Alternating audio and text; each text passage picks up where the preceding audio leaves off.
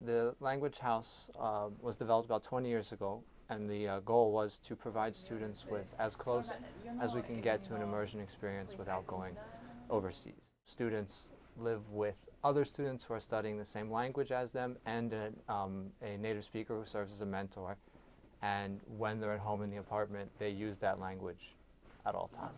We have 10 different languages, so we have Arabic, Chinese, Persian, Russian, Italian, French, Spanish, German, Japanese. I'm the RA for the building, and so my role is a little bit different than the traditional student, but I am, of course, still involved in the Language House program. And so within the cluster, I live in the Spanish cluster. So I interact with the students using the target language, along with participating in cluster meetings and going to different events, whether that be trips that we do outside of campus or within the campus itself. But additionally, as the RA, I also try to foster a community and a sense of involvement with the residents. We work into the language that we want to improve.